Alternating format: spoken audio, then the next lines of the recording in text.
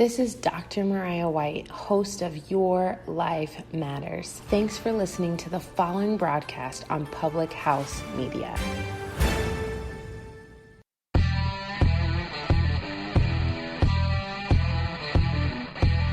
Strike three, you're out.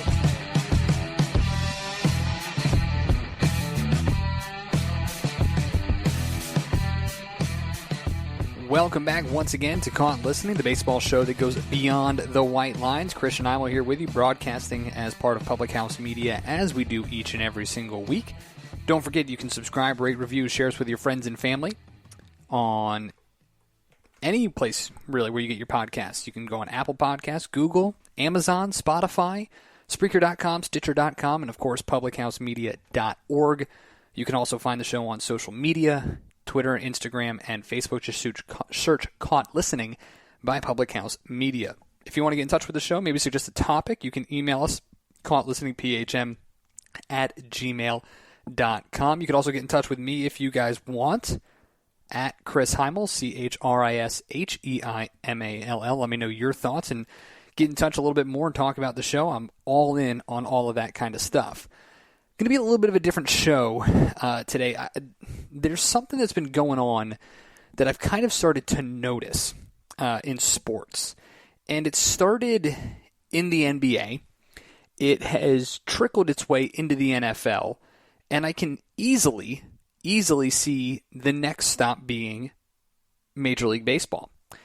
And I'm talking about the era of a player-controlled roster. Now, what do I mean by that? I don't mean, players coaching, stuff like that, like you're seeing in the NBA, whether it be LeBron James in Cleveland when he was there with David Blatt, whether it be the Brooklyn Nets right now with Steve Nash.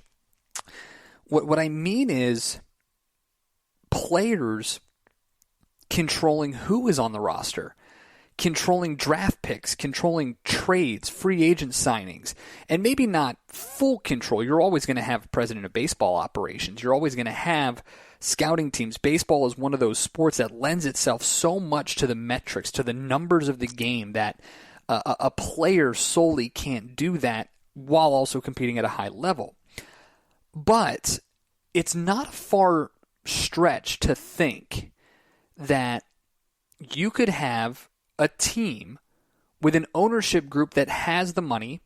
I'm thinking the Dodgers, the Yankees, or an ownership that wants to prove something like Houston, San Diego, Boston, for that matter, Washington, maybe, where you get a star player and they begin voicing their frustration, their desires to bring other players to the team and create super squads. Now, we've seen this in basketball for the last 25 years, roughly, maybe even 30, when you go back to the Charles Barkley days and what he tried to do. Scottie Pippen after he left Chicago, obviously the big three in Boston, Miami, LA now with LeBron, the Clippers with Paul George, the Brooklyn Nets, all that stuff. You see it all the time. You saw it also this year in the NFL with the Tampa Bay Buccaneers, in the fact that Tom Brady goes there. And not only does Tom Brady go, but he is able to convince Rob Gronkowski to come out of retirement. He is able to get Leonard Fournette to come and buy in. He is able to somehow convince Antonio Brown to keep his head on his shoulders. And they go out and they win a Super Bowl. Now, what's interesting to note, too, is that you have had already in the last month star players at star positions upset about not having more control over the roster or input in those decisions. Deshaun Watson is ready to walk out of Houston because he wasn't consulted on the GM or the head coach. Aaron Rodgers has had similar issues in Green Bay. Russell Wilson made headlines this week with conversations about wanting more input on the draft or on free agency. Star players who see their Hall of Fame resumes being diminished, their Hall of Fame credentials being lessened because of the team around them. Not necessarily their own skill, but because of who and how the team is put together. Now, what makes this unique and where I can really see this happening in Major League Baseball is that there is no salary cap. Not to mention, you've already seen kind of a trend, guys who like playing together, wanting to stay together, but then also guys wanting to maybe join forces. The advent of the World Baseball Classic, I think, is where this goes. Because, again, remember the Dream Team, the 1992 Dream Team in the Olympics. Remember, the Redeem Team, I think it was in 2008, that these guys enjoyed playing with each other. And now they want to do that. They want to do that more often. They want to have fun. Kevin Durant said, I want to play with my friends. The World Baseball Classic has allowed that. The Pro Bowl allows that in the NFL. Guys like a Russell Wilson will be in the Pro Bowl with some of the best offensive linemen, and he wants the best guys to come with him and block for him. Why not? Why wouldn't you? Tom Brady wants the best receivers. He wants the best defense, whatever it is. Why wouldn't you? But with the World Baseball Classic, you're getting all these guys playing for fun. For pride of country, yes, but for fun. And not for a paycheck. What if you can combine that? What if you can combine the fun playing with your friends with that multi-million-dollar payroll? And you don't have a salary cap to worry about. Brady and guys even in the NBA have to worry about how much money am I going to have to give up to be able to play with my friends? Or am I going to be able to get by with a couple of league minimum guys as supporting characters? With a 25-man roster and so many important positions in baseball and the development of more, such as a utility guy like a Ben Zobrist or a Marwin Gonzalez, a setup guy like a Brad Hand type who's turned into a pretty amazing closer, how couldn't you see that happening? And the team that I think is built best to do this is the Los Angeles Dodgers.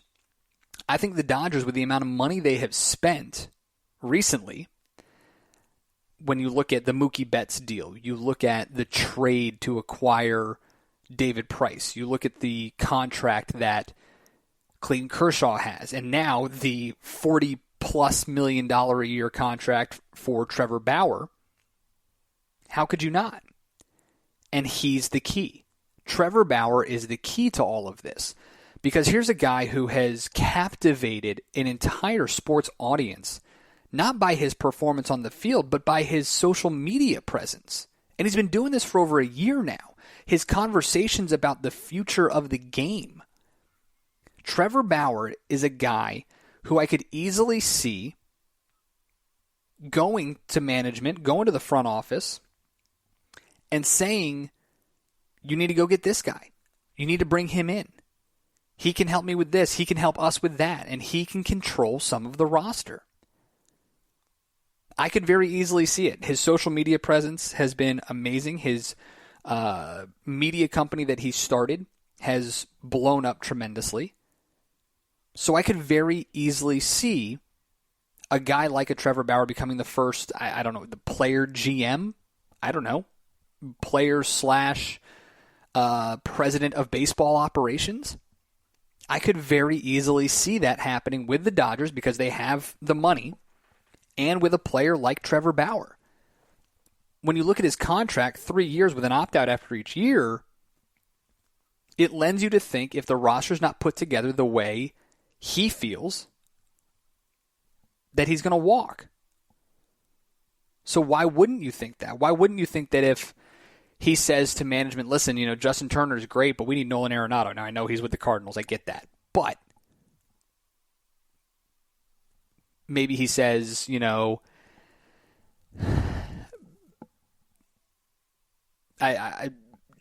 Stanton would be a great DH in this ballpark. Michael Brantley would be phenomenal in this ballpark.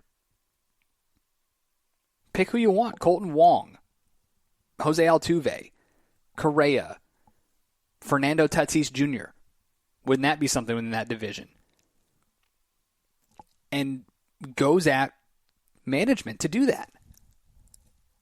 It's an interesting concept because, again, with the recent Hall of Fame, lack of induction, what you're starting to see is that, and I think you're starting to see this across sports in general, the conversation about Tom Brady is the greatest team athlete of all time, whatever, individual, team, all that stuff.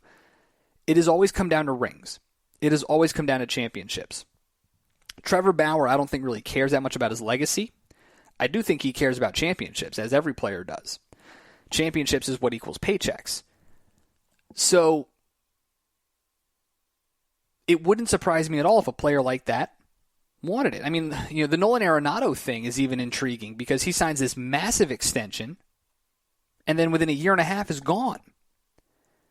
And based on which reporting you believe, some of that is because of, most of that is because he didn't like the direction of the Colorado Rockies.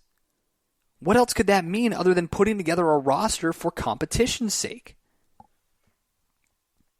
It's one thing as a player, such as, let's say Mookie Betts, who doesn't want to re-sign with the Red Sox because the Red Sox didn't want to negotiate with him, and he feels slighted. Fine, he has every right to go leave.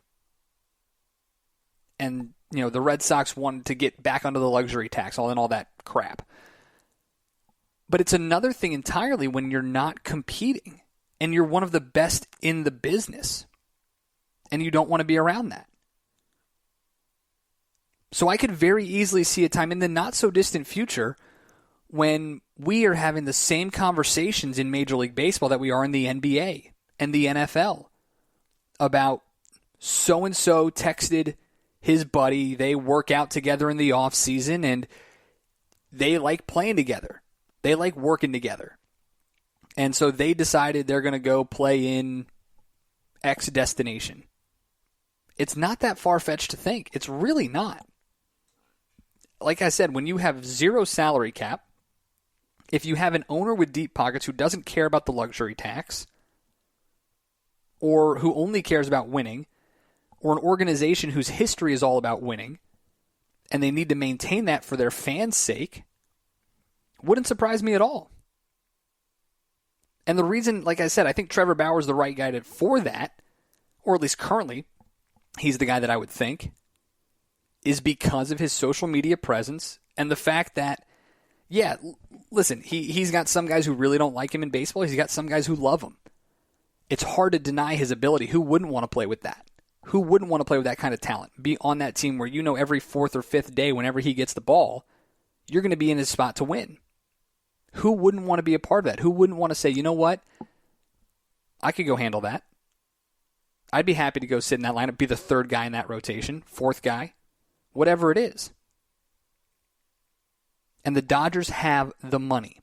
What they've spent over the last couple of years on Mookie Betts, on Clayton Kershaw, on Yasiel Puig even when he was there, on Trevor Bauer, is proof that this team and that franchise is not afraid of spending money. They're not. And what's interesting, too, is I could very easily see it where that organization feels as though they're getting a lot of negative, and I haven't heard this, and I don't think this, where there's that asterisk next to their 2020 World Championship because it was shortened for a pandemic. No. I could easily see ownership saying we need to spend more money. Who do we need to go get to prove that we did it and that we can do it by winning it again in 2021? So it's a very interesting, very strange little thing here. I could very easily see it happening. And when you look at it, it's really not that far-fetched to think. There are so many GMs now in baseball who have started to get that, former player in there, director of baseball operations, all that stuff. There aren't many of them, but the Rangers just did that and made Chris Young, their former pitcher, as their GM. Obviously, you got Billy Beane. You got plenty of guys who used to be pro ball players. But it's never really been that way for a player GM. You had player coaches. Pete Rose did it. You've had a number of guys do that. You see it a lot. You saw it a lot in the minors and in independent leagues in the 90s.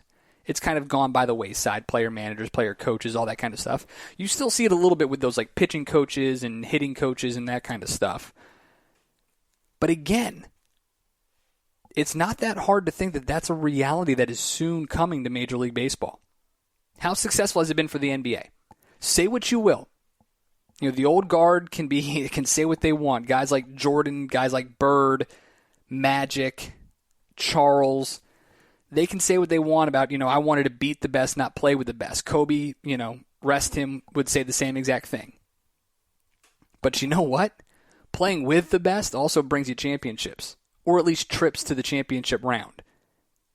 And that's eventually what it means for everybody to be there. Just get there. Get close. I mean, how much are we talking about Patrick Mahomes just for getting to 2 Super Bowls in a row? And talking about what his legacy could end up being. It's a huge part of this. It's a very, very important thing, is that championship mindset, that need for a ring. When do you see this? I don't know. But I can see it in the next probably 10 years where you're going to have some group, some team that has some player with a lot of influence across the league where that player, I don't want to say holds them hostage, but kind of strong arms their way into getting, a guy called up, getting a trade, getting a free agent, getting a draft pick. And again, baseball is so much more expansive than the NBA and the NFL, so much more. And so data-driven. But a guy like Trevor Bauer, who is so data-driven, and he said it was on one of his things, his qualifications needed for a team for him to go play for. They needed to embrace sabermetrics and the new statistics of baseball. So it might seem crazy right now. It might seem far-fetched. It might be one of those things that doesn't really add up right now. But I could very easily see this happening. Because it took it didn't take forever to translate into the NFL. And now you're starting to see it run rampant with quarterbacks requiring. And that's the other part. That's the final key of this. So you need an organization with deep pockets. You need a player with high talent. You need a player with strong influence within the game. You need a player who understands, and an organization that respects and understands the new stats of baseball. But more importantly, and I think maybe the final key in all of this, is you need a player at a star position who is the star in his position. It can't be the best first baseman who hits like 250. It can't be a closer. It can't be your third starter or a middle reliever. It can't be your catcher who can't run. It needs to be an ace, bona fide, grade A, certified ace.